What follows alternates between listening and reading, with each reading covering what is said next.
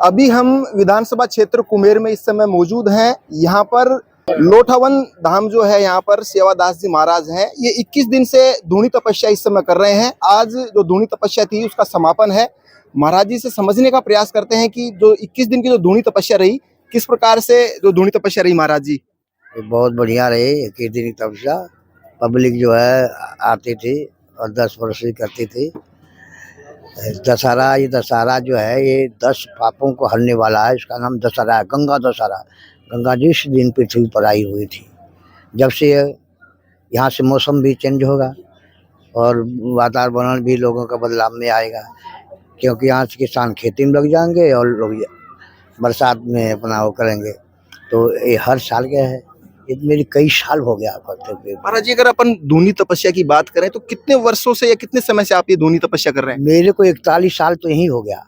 41 साल लगातार तपस्या करते हुए। और मैं फरीदाबाद किया, जो उस पार किया वो अलग है। धूनी तपस्या का जो मुख्य उद्देश्य है, क्यों करते हैं ये धूनी तपस्या? धूनी तपस्या जगत के कल्याण के लिए किए जाते हैं। और स्वर्ण जो है मौसम भी बदलता है और संतों की तपस्या तो करना ही चाहिए। संतों जग तप दान 3 चीज त्यागने के योग नहीं है। ये जहाँ तक हो सके करना चाहिए। महाराज जी, आज देखने में आया यहाँ पे साधु संत भी बहुत संख्या में पहुंचे हैं, आपके भक्त हैं वो भी यहाँ पहुंचे हैं। उनको क्या मैसेज देना चाहिए, क्या कहना चाहेंगे उनको? वो लोग अपने कल्याण के लिए आते जाते रहते हैं। संतों के पास आने से ही कल्याण होता है, वो भी सब जानते हैं। आते जाते हैं, बड़ा दिनों से आते हैं यहाँ पर दर्शन करने के लिए और आते ही रहेंगे। भगत लोग हैं, उनका कल्याण होता है, इसलिए संतों के पास जाते आते रहते हैं। महाराज जी, आप धूनी तपस्या करके आप मोक्ष की ओर जा रहे हैं। एक आम आदमी गृहस्थी में रहते हुए कैसे भगवान को प्राप्त कर सकता है? अगर संतों के संपर्क में है, दर्शन रोशन करता रहा, उसी से उसका कल्याण हो जाता है। संतों के पास आने जाने से ही कल्याण हो जाता है। कौन की मुर्गे का मुक्ति का मार्ग संतों ही बतलाते हैं और संत ही कल्याण करते हुए। तो ये थे सेवादास जी महाराज, जो तपस्वी हैं। 21 दिन की धूनी तपस्या के बाद में आज समापन हुआ है। ये कहा है कि जो संतों के संपर्क में अगर अपन रहेंगे तो कल्याण स्वतः ही उनका हो जाता है। गिरधारी दास आश्रम है, वहाँ के संत हैं संतोष दास जी महाराज, इनके गुरुजी हैं यहाँ पर। ये यहाँ पर पहुंचे हैं और इनसे बात करते हैं। महाराज जी, आज आप अपने जो गुरु के पास यहाँ पहुंचे, जहाँ गुरु दक्षिणा आपने ली थी, यहाँ पहुंचे हैं, क्या आपने अरदास की गुरु जी से? हमने गुरुजी से अरदास की, ये जनता का कल्याण होता रहे और जो भी आपकी शरण में आवे सबका बेड़ा पार होए, और आपकी जो भी शरण में आके जो भी मन्नत मांगे उसकी मन्नत पूरी हो। गुरु शिष्य का एक बड़ा नाता होता है।